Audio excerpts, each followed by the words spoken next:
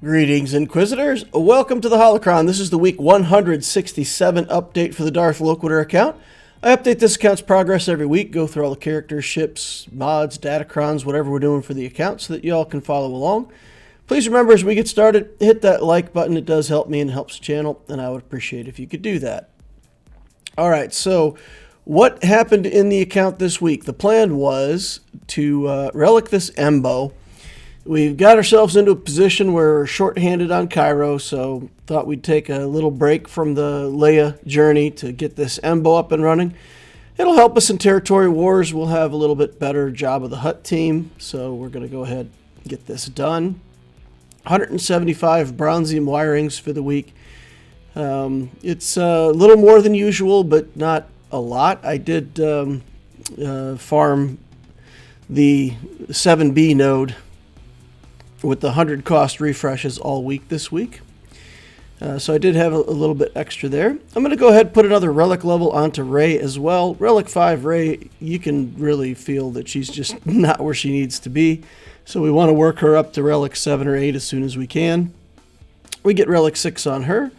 Then we're going to put the Zeta and the Omicron onto Embo. And while we're being generous with Zetas and Omicrons, we're still a few weeks out on Leia, so I feel like I have some more Zetas that I can spend. We'll put a Zeta and an Omicron onto Rex. He's our relic target for next week, so we're going to go ahead and invest in him. And then last, we're going to go ahead and invest in this Zorii Bliss.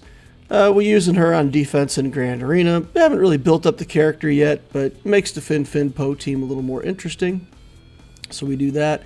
And then we take this Sith Empire Trooper up to Gear 12.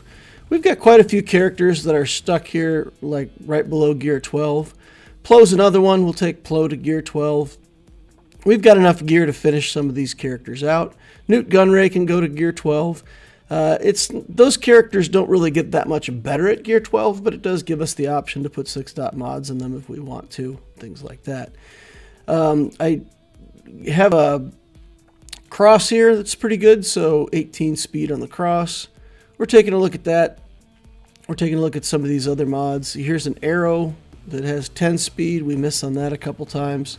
And we actually started at the top this time. We've been focusing so much on gray mods that we started with gold, but they're really, I didn't get much to work on out of the gold tiers all the way down to the gray tier. So here we are working on the gray tier, trying to slice into any kind of success. Here we get 11, 17, 22 speed, and we don't have enough materials to take that to 6 dots. So we have to go farm up a little stuff, and then, again, we're out of those 6-dot materials that we need to keep slicing. So for next week, I'm going to spend a lot of time farming slicing materials. We'll just try to get caught back up on that, get 6-dot slicing back on the table. Finishing out the rest of the gray mods, really no success. Embo, we're going to just mod for offense, just, offense and crit damage. Here we end up with 266 speed, 7400 attack, and we lock that in. And that is Relic 5 on Embo, so it's not quite as great as we would like, but again, just kind of getting his mechanic for territory wars. Here we're working on Datacrons. We get a IG-11 Datacron here. We reroll some of the stats, looking for some better stats on a couple of these different slots. Then we're going to start a new Datacron, bonus for light side characters. We're going to switch that to dark side characters, level it up a bit more, and that's it. We don't get a whole lot done on Datacrons, but yeah, so overall, not a terribly exciting week, just some relic levels, just grinding through the Leia journey, getting some stuff ready to go on Rex, getting some Omicrons down, but then in terms of mods and Datacrons, not a whole lot of action going on there. All right, let's take a look at the account stats. Week 167, 8.53 million galactic power. We added 30,000 this week. 141 relics, 124 Zetas, and now up to 16 Omicrons with the ones that we added. Squad Arena, we got that JMK squad. It's still getting us top 50 if we play for it. Executor gets us top 5 in fleet. we can beat Leviathans so that we can get our fleet placement every day. GAC, Kyber 3, and then the project is to get Captain Rex for next week. Bronzium wiring tracking, 190 gained for the week. We used 190. We got 175 from Scavenger, 15 from events, and used everything all the way down to 0. Similar plan for farming that we've had. We are going to continue with farming just Zorii and then a whole bunch of 7B for Cairo, at least for another week. We'll see where it goes after that. In terms of slicing, we are going to just farm slicing materials next week. A lot of 6-dot slicing materials and get that stuff restocked. All right, 2024 planning, same thing. We're going to finish out Leia, work on our raid characters, try to get that raid participation up. And then we're going to finish out the Rey team. And then we're going to go into Inquisitors. Probably do Darth Revan in the meanwhile, get Malak unlocked, start building him up. And then, sometime interactively with the Inquisitors, depending on how things go. We're going to work on the Inquisitors and work on that Sith Empire team a little bit. Then Afra is something that I've wanted to do. I don't know if I'll ever get there. There's so much stuff to do before. We do have some things earmarked for Relic 0 or higher relics if we need that.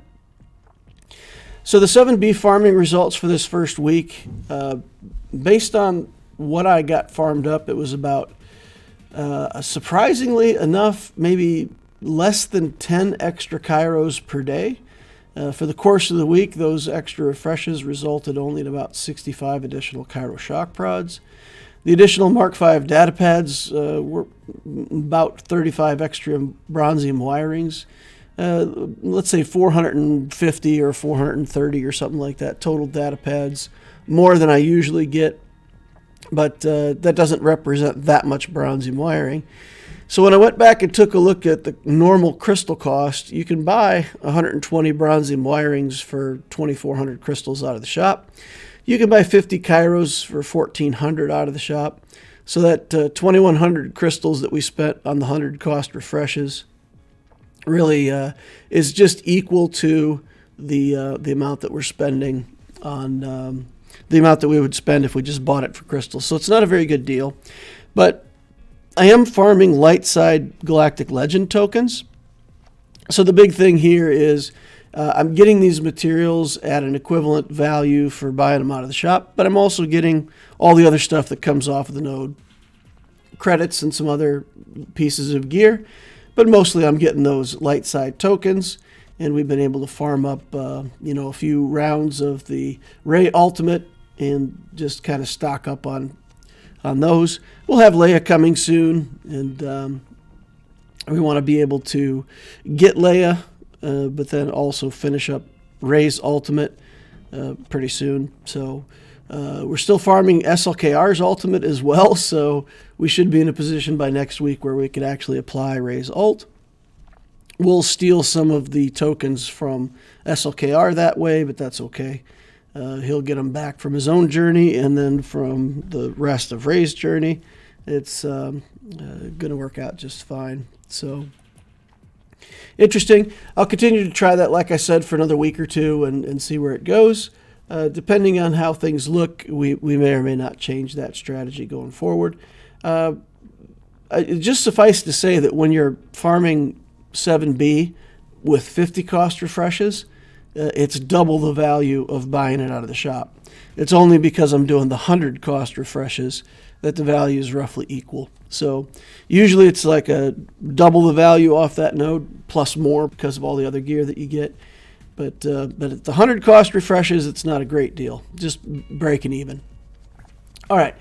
Thank you all for watching. That's going to wrap up the week 167 update for the Darth Loquitur account. Please remember to like on the way out if you didn't like on the way in. Subscribe to the channel to see more of these in the future. Use the notification bell so you know when I'm doing my online streams, streaming GAC, stuff like that. And, of course, join us over on the Discord. The link is down below. It's up above. We've got a good Discord community, bunch of friendly people over there, 96% less toxic than the normal Discord. You can join up there and ask some questions, learn a lot about the game with a lot of people and that are pretty helpful. So hope to see you over there. Thank you all for watching, and we will see you in the next Holocron.